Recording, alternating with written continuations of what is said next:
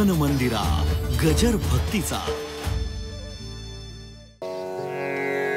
ऐश्वर्य संपन्न संत भगवान बाबांची आज पुण्यतिथी आहे, बरोबर? या पवित्र पर्वावर आज आपण हा कार्यक्रम उभा करतोय। बाबा देह रूपाने जरी गेले तरी बाबांच्या कार्याचा सुगंध आजही महाराष्ट्राच्या मातीमध्ये दरवळत राहत। बाबांनी कधी देहाची पर्वा केली नाही। 14 जानेवारी 1965 शके 1886 सूर्याचा मकर राशीमध्ये प्रवेश होत होता। संक्रमणाची वेळ आली होती। पौष शुद्ध एकादशीची मोठी वारी गडावर भरली होती। टाळकरी, वारकरी आणि सुवासिनी स्त्रियांची गर्दी जमली होती। सौभाग्याचं वाण वाटण्यासाठी भगवान गडाचं पंढरीत रूपांतर झालं होतं। बाबाकडून आहेवाचं अक्षय दान घ्यायचं, बाबाकडून आध्यात्मिक वसा पदरात टाकून घ्यायचा। म्हणून दान पाणी पांडुरंग, धौम्य ऋषी आणि जनार्दन स्वामीचं दर्शन घेऊन सगळ्या सौभाग्यवती स्त्रिया बाबांच्या दर्शनासाठी आल्या होत्या।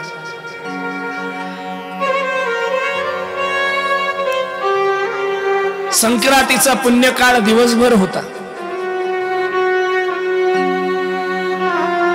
गावातील देवांची पूजा उरकून झाली होती। बाबांच्या सानिध्यात राहणारे बाजीराव पाटील त्यांच्या सौभाग्यवती पार्वतीबाई आपल्या सख्या सोबतींना घेऊन दरवर्षीच्या नियमाप्रमाणे गडावर आल्या होत्या। वरदानी विठ्ठलाला वाण वाहून, धौम्य ऋषी आणि जनार्दनाला वाण वाहून बाबा 3 कमानीच्या बैठकीत बसले होते। सगळी वाण वाहून सौभाग्यवती पार्वताबाईंनी बाबाच्या पायावर डोकं ठेवलं होतं। भगवान बाबाच्या पायावर डोकं ठेवून बाबांच्या मुखातून काहीतरी शब्द बाहेर पडेल आणि मला आशीष भेटल, आशीर्वचन मिळतील म्हणून सौभाग्यवती पार्वताबाई बाबांच्या मुखमंडलाला निहारित होत्या।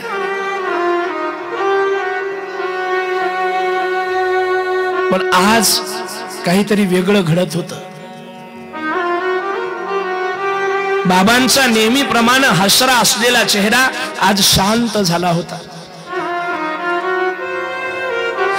बाबा फक्त बसून होते आणि बाबाच्या शेजारी बसलेला एक सेवक येईल त्याला तिळगुळ वाटत होता। पार्वताबाई चिंता करू लागल्या, मनामध्ये शंकेची पाल चुकचुकू लागली। प्रत्येकाला आस्थेनं प्रत्येकाची चौकशी करणारे भगवान बाबा आज बोलत का नाही? बाबांचा चेहरा आज सुकला होता आणि पायाला हात लावून जेव्हा दर्शन घेतलं तेव्हा बाबांचा पाय गरम लागला होता। पार्वतीबाई चिंताक्रांत झाल्या। आपल्या सासूबाईला पार्वताबाई बोलू लागल्या, बाबाचा पाय मला दर्शनाच्या वेळी गरम लागला, बाबा आजारी तर नाही ना? दिवस आपलं कार्य अखंडपणानं करत गेला,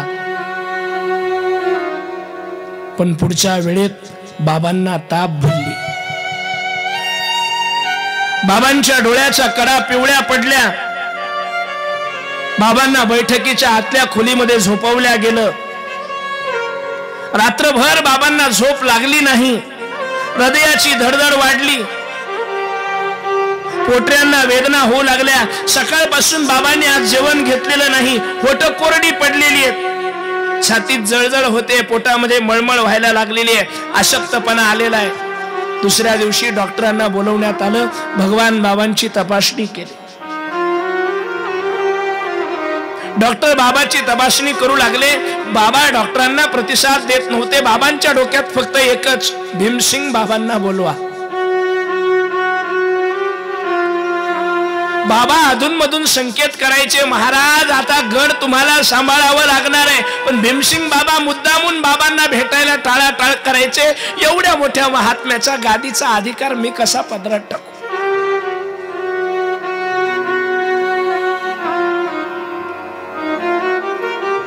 भीमसिंग बाबांना वेळोवेळी गडाचा अधिपती करण्याच्या सूचना बाबांच्या बोलण्यातून दिसून येत होत्या.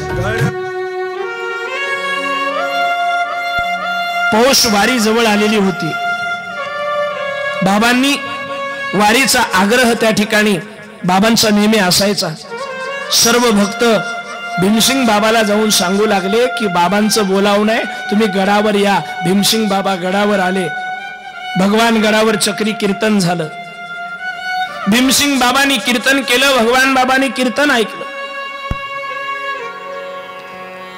कीर्तन संपलं. बैठकीमध्ये सर्व मंडळी बसली होती. बाबांच्या अंगात ताप भरला होता. बाबा खुणावून संकेतानं सांगत होते, आहे तो परमार्थ चालू ठेवा, वाढता ठेवा. भगवान गडाचं कार्य, भगवान गडाचा परमार्थ बंद पडू देऊ नका. आता जाण्याची वेळ झाली. लोकांना बाबाच्या बोलण्याचा काही फारसा अर्थबोध होत नव्हता. आम्ही जाणार आहे, आम्ही जाणार आहे असं भगवान बाबा म्हणायचे. लोकांना वाटायचं की बाबांचं म्हणणं आहे की आम्ही मोठ्या दवाखान्यात जाणार आहे. बाबा भगवान बाबांच्या लोक भगवान बाबांच्या बोलण्याला असं मनावर फारसं घेत नव्हतं. भीमसिंग बाबाच्या पाठीवर बाबाने हात ठेवला आणि सांगितलं, जवळपास राहा. 2-4 दिवसात मी येतो, लांब जाऊ नका. तो दिवस निघून गेला. सगळ्या मंडळींनी होकार दिला. रात्री झोपण्यासाठी सगळी मंडळी आपल्या बिराडाकडे निघून गेली. दुसरा दिवस उजाडला. बाबानं सकाळी स्नानादी नैमित्तिक कर्म उपासना करून सगळी तयारी केली. 3 कमानीच्या बैठकीमध्ये बाबा बसले. अनेक लोक दर्शनाला आली. बाबांचं दर्शन घेऊन गेली. प्रत्येकाशी बोलून मनाचं समाधान करून बाबा बैठकीतून खाली उतरले. पांडुरंगाच्या मंदिरामध्ये जाऊन पांडुरंगाचं दर्शन घेतलं आणि देवाच्या चरणाखाली स्वतःच्या हातानं स्वतःसाठी तयार करून ठेवलेली खोली बाबांनी पाहिली. धौम्य ऋषीच्या चरण पादुकाला वंदन केलं. जनार्दन स्वामीच्या मंदिरात जाऊन विनेकऱ्याचं दर्शन घेतलं. तिथली माती उचलली. भगवान बाबानं माती कपाळाला लावली. गडाकडे पाहिलं, डोळ्यात पाणी आलं, पाणी तरारलं. गडाकडे पाहून भगवान बाबा ज्या बैठकीत बसत होते त्या 3 कमानीच्या बैठकीमध्ये आले. ज्या गादीवर बसत होते त्या गादीला हात जोडून विनम्र अभिवादन केलं. गादीवर डोकं ठेवून दर्शन घेतलं. गडाच्या पवित्र भूमीला वंदन केलं. बाबांना दवाखान्यात न्यायची तयारी चालू होती. नाथा मिसाळ जवळच उभा होता. बाबूलालाच्या खांद्यावर हात ठेवून भगवान बाबा टांग्यात बसले. मागच्या फळीवर पाय ठेवून बसलेले बाबा भगवान गडाकडे पाहून सगळ्या भक्ताला म्हणत होते, जातो बरं. नेहमी जाताना बाबा येतो बरं म्हणायचे, पण आज भगवान गडावून जाताना बाबा जातो बरं म्हणत होते. पुंडलिक वरद विठ्ठल श्री ज्ञानदेव तुकाराम पंढरीनाथ महाराज की जय असा जयघोष भक्तांनी केला.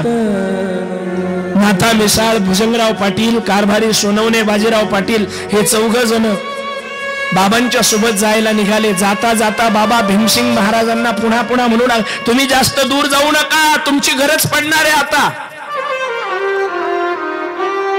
टांग्याच्या मागच्या फळीवर हात जोडून बाबा उभे राहिले. वाकडी काठी डाव्या हाताला लटकवलेली, अंगात शेरवानी घातलेली, तेजपुंज चेहरा, हास्यवदन मूर्ती, प्रेमपूर्वक लोकांचा निरोप घेऊन बाबा निघून गेले. टांगा चालू झाला. बाबा टांगा चालू झाल्यानंतर लाला बाबांना इशारा करू लागले, म्हणा अभंग. लाला बाबा अभंग गुणगुणू लागले. सकळ ही माझी बोळवण करा, परतो निघरा जावे तुम्ही. कर्म धर्म तुम्हा असावे, कल्याण घ्या माझे वचन आशीर्वाद.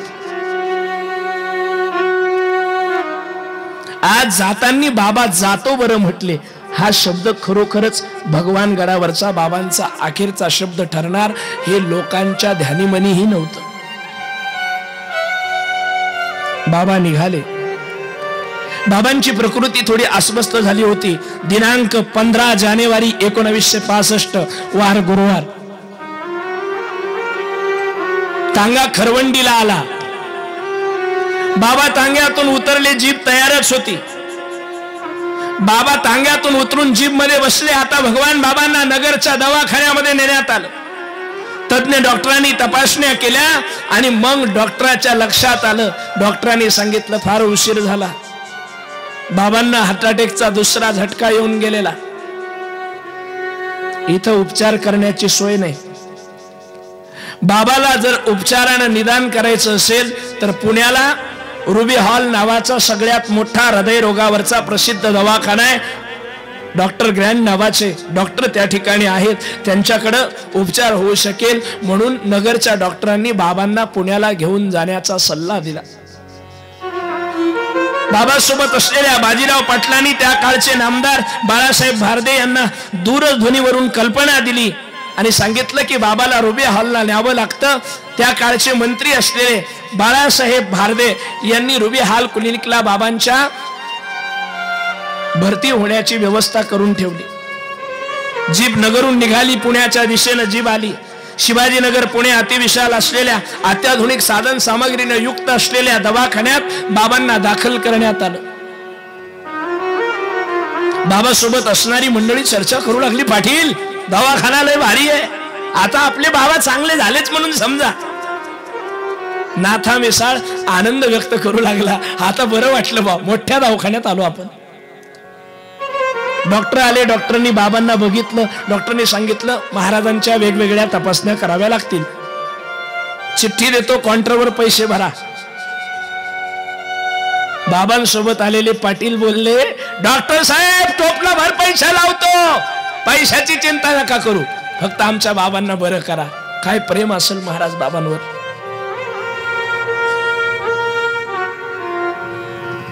बाबांच्या तपासण्याची यादी आली. हळूहळू नर्स कंपाऊंडर जवळ आले. सरका, तपासण्या करायच्या, सरका. कंपाऊंडर बॉय नर्स सिस्टर तपासणीसाठी नेणार. तेवढ्यात बाबा म्हणाले, थांबा. बाजीराव पाटील, भुजंगराव, नाथा, अरे काय चाललं? या स्त्रिया, हे नर्स डॉक्टर तुम्हाला माहिती ना मला आवडत नाही. सगळ्यांनी समजून सांगितलं, बाबा तुमच्या तपासण्या करायच्या आहे, मग तुमच्यावर उपचार होईल. बाबा तुम्ही एकदम चांगले होणार, डॉक्टर हुशार आहे, बाबा तपासण्या करू द्या. बाबा चांगले व्हावे असं लोकांना वाटत होतं, पण बाबांना काय वाटत होतं सांगू? बाबा म्हणले, अरे माझं ऐका, मला आळंदीला घेऊन चला, माझं आयुष्य संपलं, आता कोणता डॉक्टर मला जीवन देऊ शकत नाही. बाबांचे वाक्य आहे त्यावेळेचे. अरे डॉक्टरांना जर जगवता आलं असतं तर डॉक्टरांनी त्यांच्या घरातली माणसं मरू दिली नसती रे बाबा. हो, जगणं मरणं परमेश्वराच्या हातात असतं, डॉक्टर फक्त वेदना कमी करायचं काम करतात. अरे चला रे मला आळंदीला घेऊन. बाबा आपल्या भक्तांना सांगत होते, बाबा तुमचं खरं आहे, पण तपासण्या करू द्या म्हणून सगळे भक्त विनंत्या करत होते. बाबांच्या तपासण्या झाल्या आणि बाबावर उपचार चालू झाले.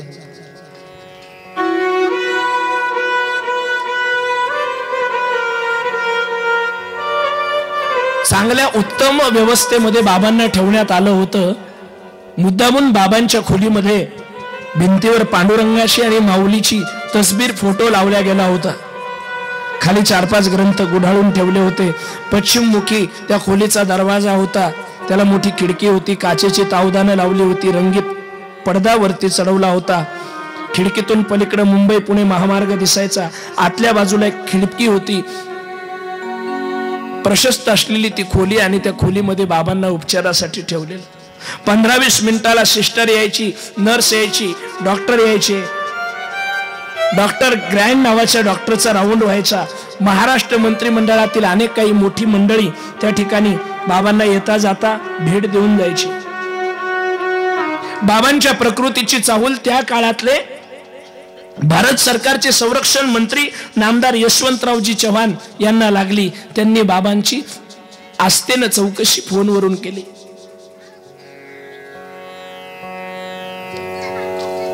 बाबांच्या भेटीसाठी रुबी हॉल क्लिनिक मध्ये महाराष्ट्रभरात ज्यांना ज्यांना कळालं ती सगळी मंडळी येत जात होती. डॉक्टरांनी पाहिलं एवढ्या मंडळीच्या भेटीमध्ये बाबांवर उपचार करता येणार नाही, म्हणून डॉक्टरांनी आता बाबांच्या भेटीला येणाऱ्या लोकांवर प्रतिबंध घातला होता. बाबांना कुणालाही भेटता येणार नाही. लोकांची इच्छा असूनही आता लोकांना बाबांना भेटता येत नव्हतं. लोक नाराज होऊन निघून जाऊ लागली, पण तरी काही मंडळी इकडून तिकडून ऍडजस्टमेंट करून बाबापर्यंत पोहोचू लागली.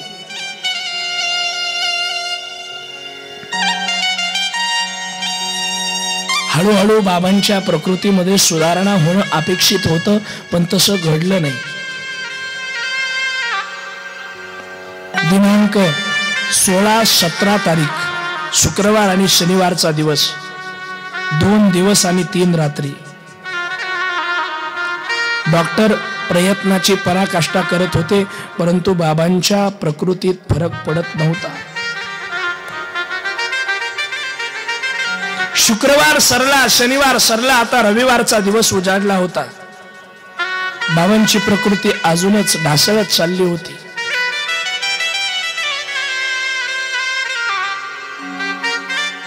रविवारी बाबानं नाथा मिसाळ नावाच्या भक्ताला विचारलं, नाथा, कोणता वार आज?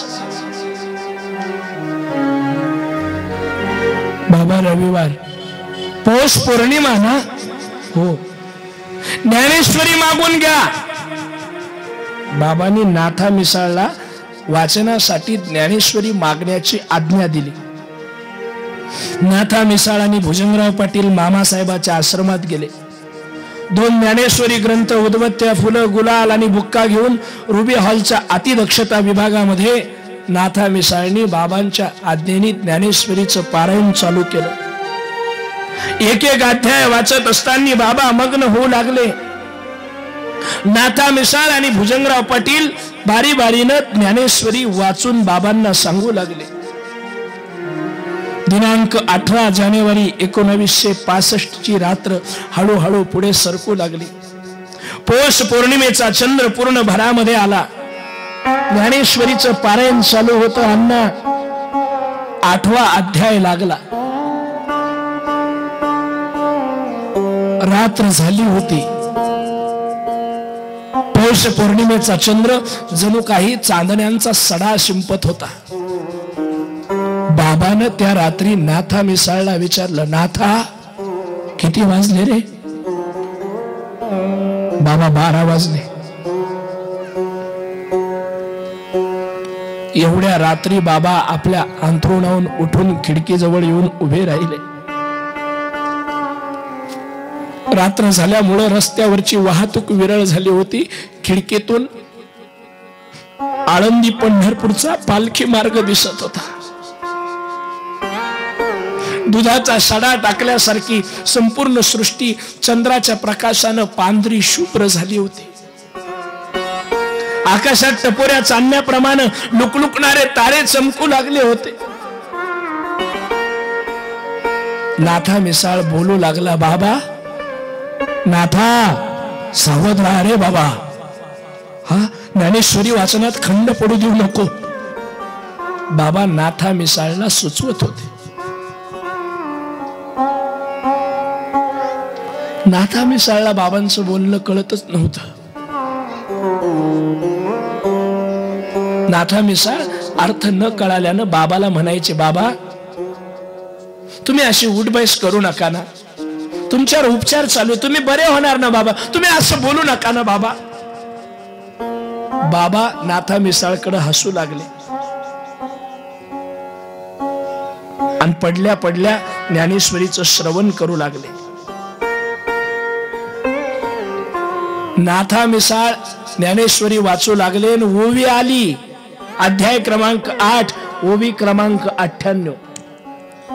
का झाकलिया घटीचा दिवा, नेने काय झाला केधवा, या रीती जे पांडवा देह ठेविती.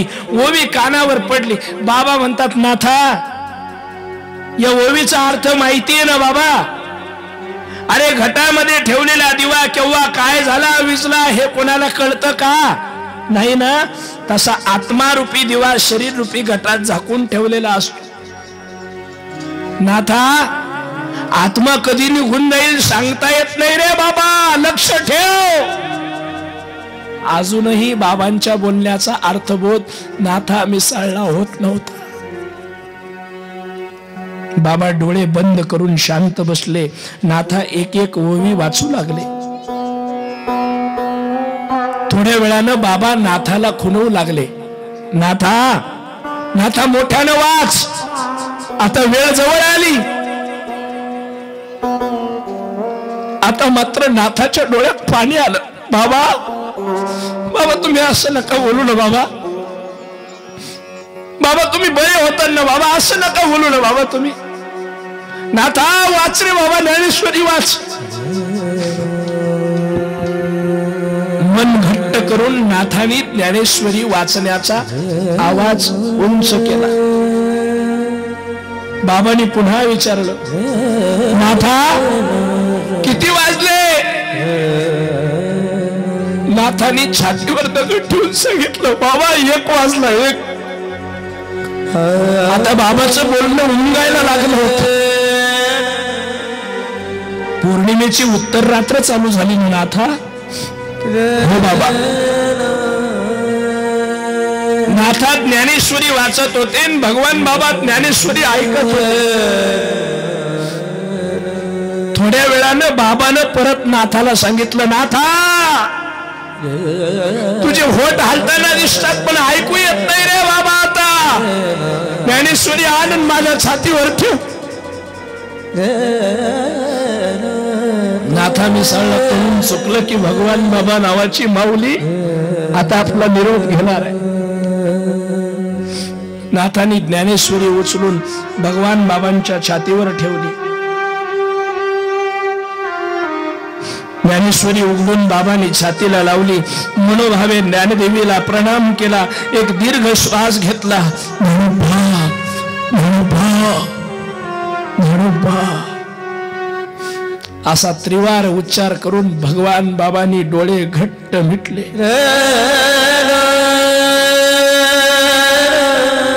नाथाला वाटलं बाबा ज्ञानेश्वरीचं मनन करत असावे, पण त्याच क्षणी उद्या महाराष्ट्राला मायेचं पांघरून घालणारी भगवान बाबा नावाची माऊली आपल्या देहाला शांत करती झाली. शांत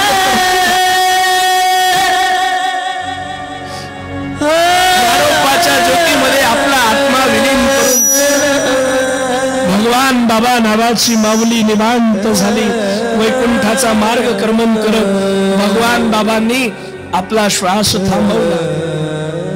नाथा घट्ट मन करून एक एक ओवी गुणगुणू लागले. तीही जे वेळी मी स्मरावा, ते वेळी स्मरणा की पावावा, तो आभारूही जीवा साहवेना.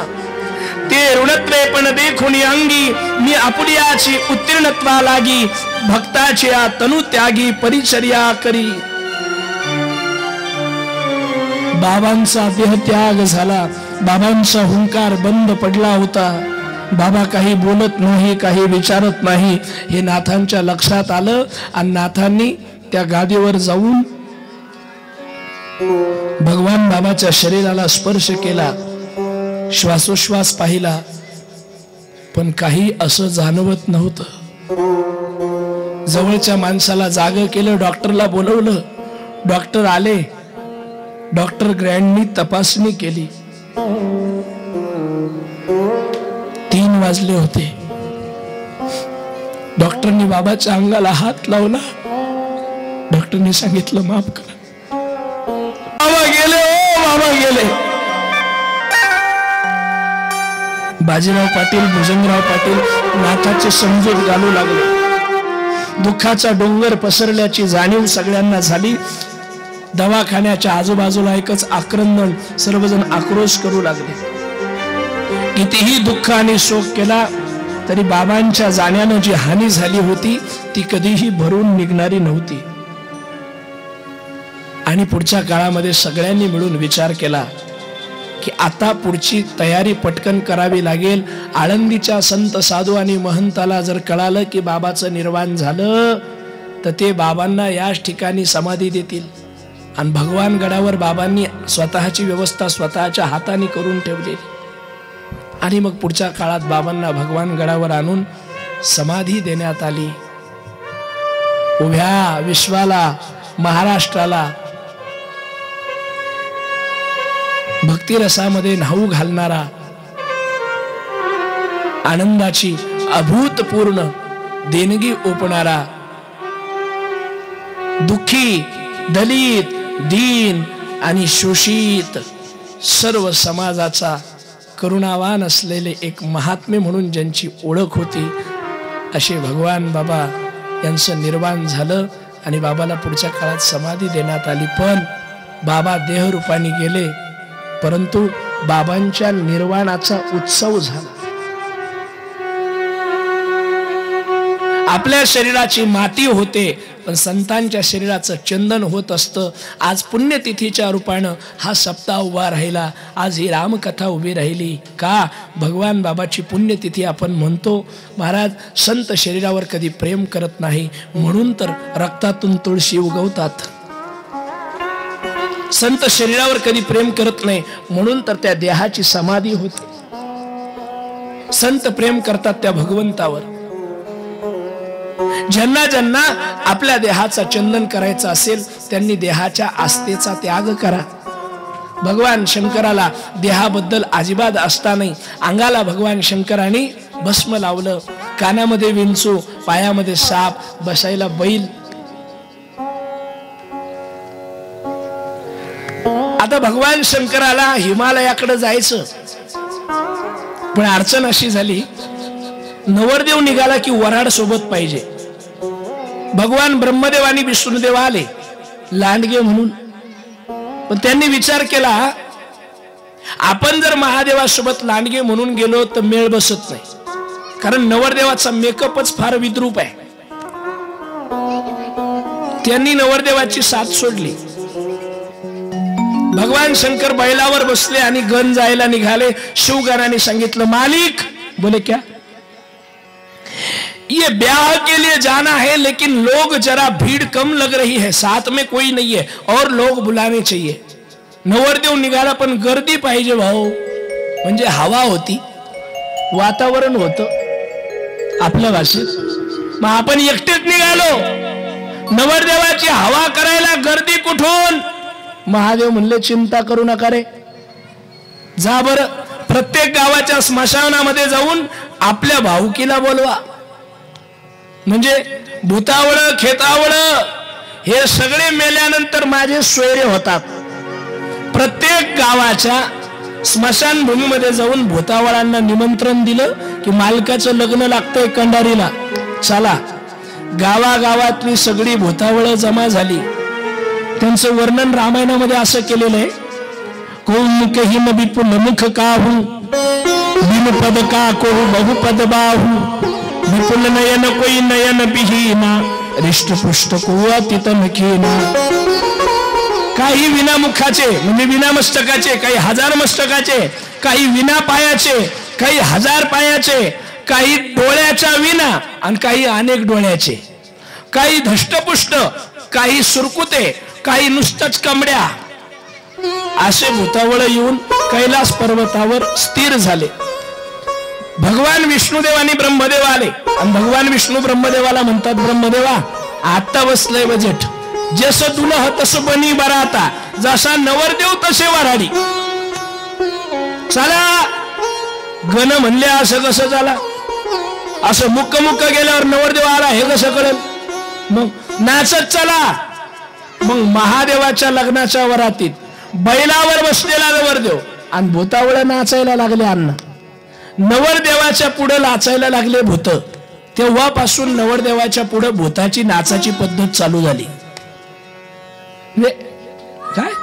तेव्हापासून नवरदेवाच्या पुढे भूतांनी नाचायची प्रथा चालू झाली. आता जे नाचतेत ना ते भूतच मटकू मटकू नाचतेत. आणि सगळीच सगळी वरात हिमालयाच्या घरी दाखल झाली.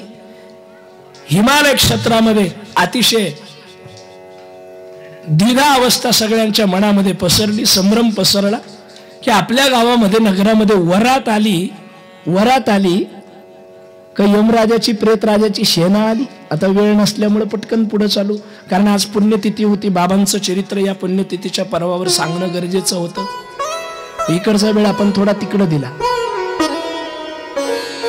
मग आपल्याकडे नवरदेव जानवसावर उतरत असतो.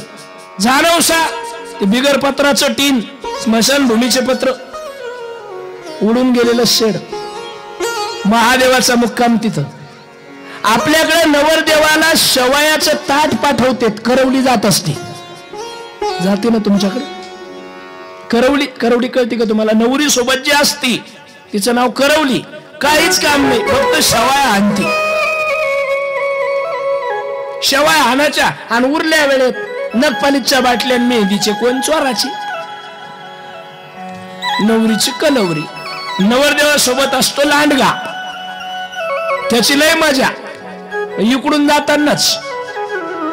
इकडून जाताना लांडगा नवरदेवाच्या शेजारी बसलेला असतो कारमध्ये सीटवर. तिकडून येताना अशी गंमत होती, ड्रायव्हरच्या जागेवर ड्रायव्हर, नवरदेवाच्या जागेवर नवरदेव बसतो आणि लांडग्याच्या जागेवर नवरी बसते.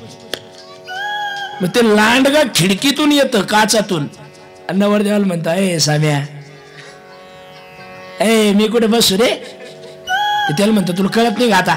हात नवरी नाही का? लटक फाळक्याला तुझा. इकडून येताना लांडगा असतो नवरदेवाच्या सीट शेजारी, तिकडून येताना लांडगा असतो फाळक्याला लटकेल. करवली शेवयाचा भात घेऊन कोण जाणार असा प्रश्न निर्माण झाला. एकही करवली होकार भरत नव्हती, कारण ती म्हणली जो भात घेऊन जाईल किंवा जी कोणी भात घेऊन जाईल ती परत येईलच याची खात्री नाही. कोणीच भात घेऊन जायला. तो का आजचा नवरदेव होता का? भाताचं ताट आणि सतरंजी आली नाही म्हणून रुसायला. किती चोट्टेपणा आहे अण्णा. ते भाताचं ताट वापस देत नाही, भिकार चोट. असंच असतं ना. सतरंजीन भाताचं ताट बी हडप करून घेत ते. भगवान शंकर काही रुसले नाही. भगवान शंकराला आता सूचना देण्यात आली, विवाहाची घटिका जवळ आलेली आहे. 4 वाजायला फक्त 11 मिनिटं बाकी आहे. आरती सगळं उरकलं पाहिजे 4 पर्यंत सगळं. महादेवा चला. भगवान शंकराला मुख्य प्रवेशद्वारावर बोलवलं. मैना मातेनं भगवान शंकराचं औक्षण केलं. मुख्य मंडपात भगवान शंकर गेले.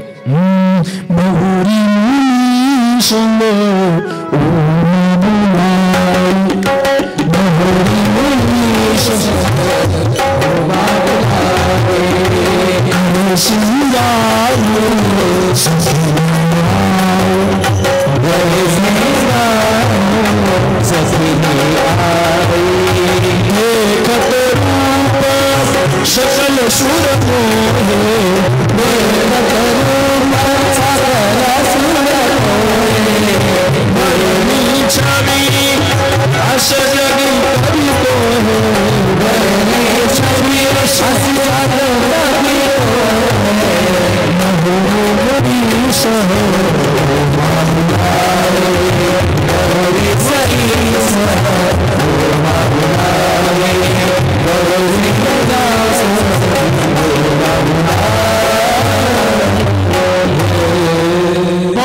सह उमा बुलाई. मुनीचं समवेत श्रद्धारूपी पार्वतीला मंडपात आणलं. मुख्य बोहल्यावर विश्वासरूपी भगवान शंकर उभे राहिले आणि इथे देवतांच्या ऋषी मुनींच्या उपस्थितीमध्ये भगवान शंकराचा पार्वती सोबत विवाह झाला. बोलिये उमापती महादेव की. भगवान शंकराचा माता पार्वती सोबत विवाह या ठिकाणी संपन्न झाला. पाणी ग्रहण जब कीन महेशा हिय हर्षे तब सकल सुरेशा. वेद मंत्र मुनिबर उच्च रही जय जय जय शंकर सुर कही.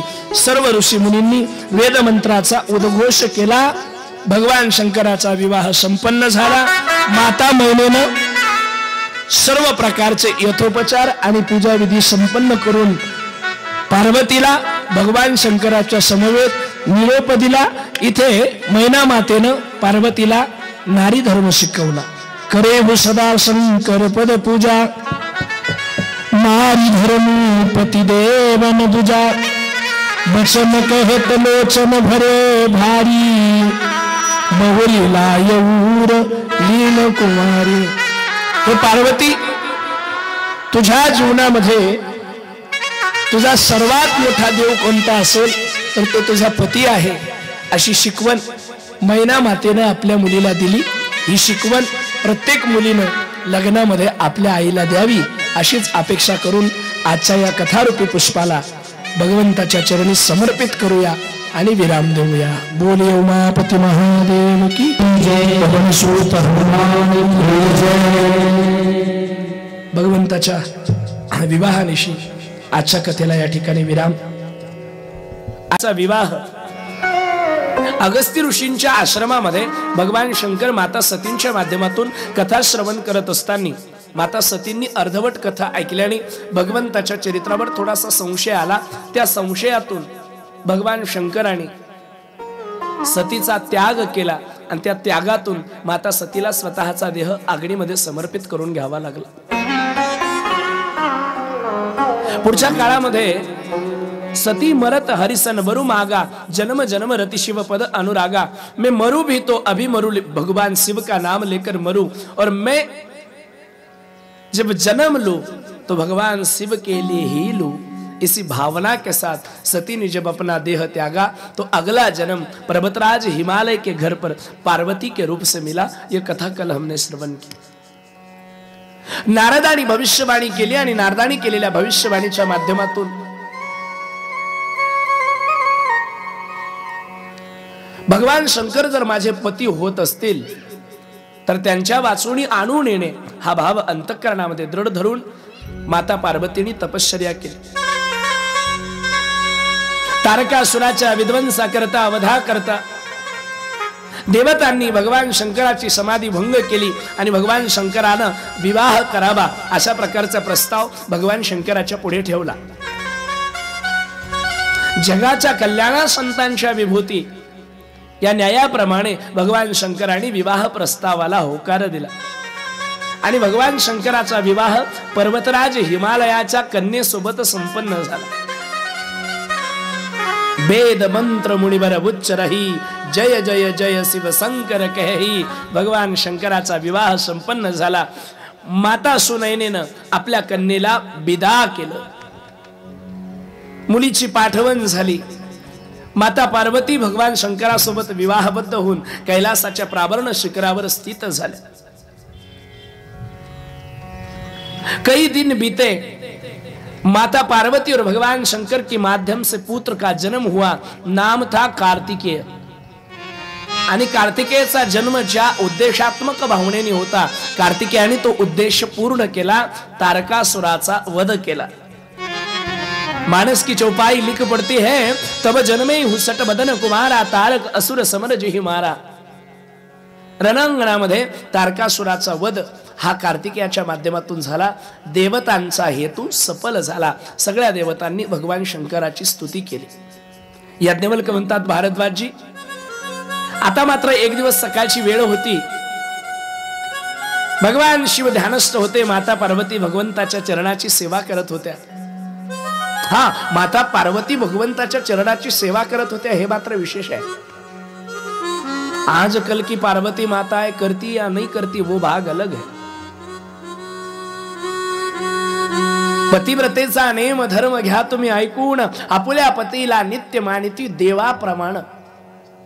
पति ही तो सर्वेश्वर होता है, पति ही तो पूजनीय होता है पत्नी के लिए. इसलिए हर माता को अपने पति की सेवा करनी चाहिए. कितनी करती है वो तो पता नहीं. कई माताएं तो अपने पति से सेवा लेती है. थकून मागून आलेला नवरा घरामध्ये आला, कपडे बदलून तोंड हातपाय धुत असताना तोंड हातपाय धुवून झाल्यानंतर पतिदेवानी पत्नीला सांगितलं, अगं जरा पाणी देते का. मॅडम टीव्हीचं रिमोट हातात घेऊन बसलेल्या त्या म्हटल्या, अहो माझ्यापेक्षा तुम्हीच माठाजवळ उभे, तुम्ही प्या मलाही द्या, झालं माय कल्याण. कहीं माता ऐसी भी होती है. देखो आज पंडाल ऐसा लग रहा है कि मानो पीले गुलाब खिले हैं. सभी माताओं को बहुत बहुत साधुवाद और धन्यवाद. हमने कल कहा कि कल भगवान का प्रागट्य होने वाला है तो पीले वस्त्र पहन कर आए. देखिए सब पीले वस्त्र पहन कर आए, कितना सुंदर लग रहा है. भगवान की कृपा हमारे ऊपर कब बरसेगी? कब बरसेगी? जब भगवान को जो रुचता है, भगवान को जो चाहिए, भगवान जो चाहते हैं वो हम करेंगे।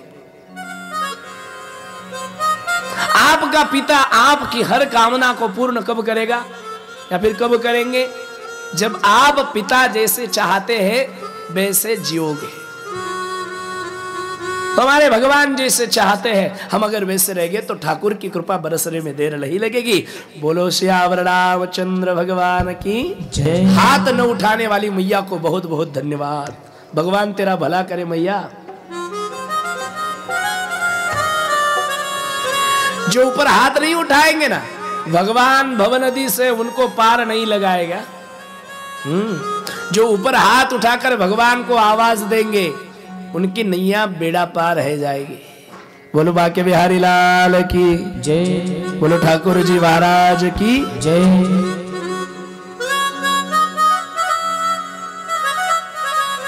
आप चाहते या नहीं? आप चाहते या नहीं कि हमारी नैया पार लगे? चाहते हैं तो आइए कथा में आगे बढ़ने से पूर्व ठाकुर कन्हैया से, राम जी से प्रार्थना करें कि हे सबरिया, हे कन्हैया, हमारी नैया को पार ले चल, इसी भाव के साथ। लेकिन ताली बजेगी, ताली बजने में कंजूसी नहीं हो गया।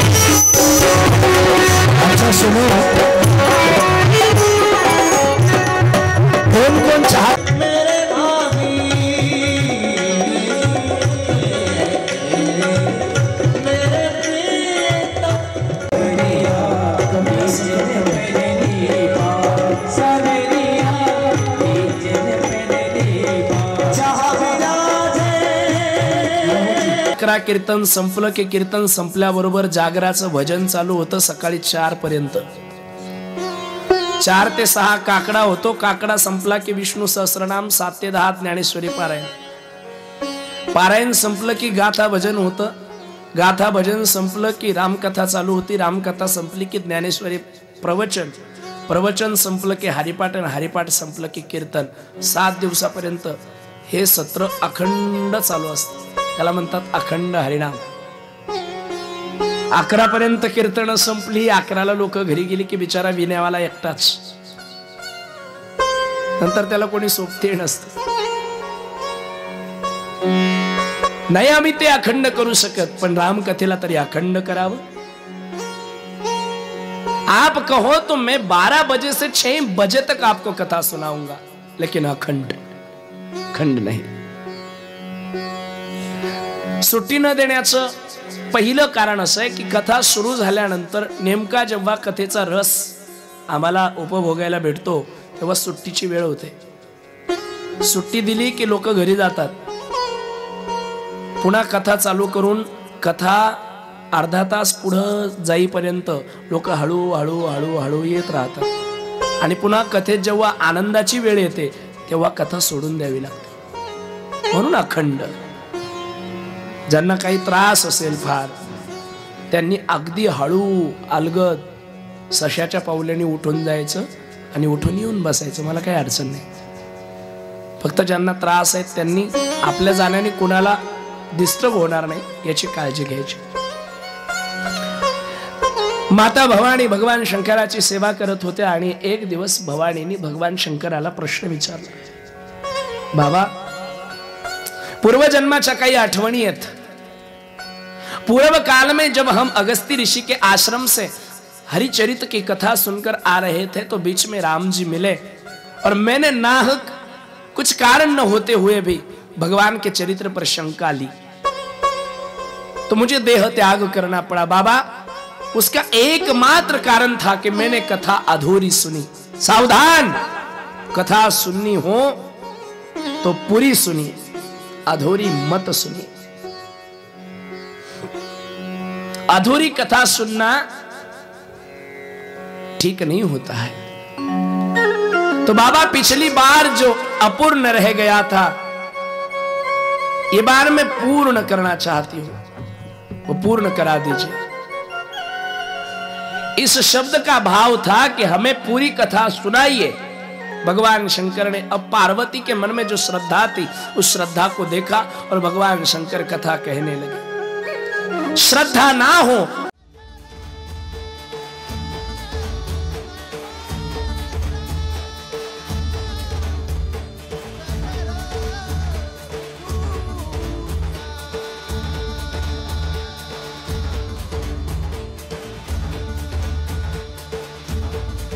मन मंदिरा गजर भक्तीचा.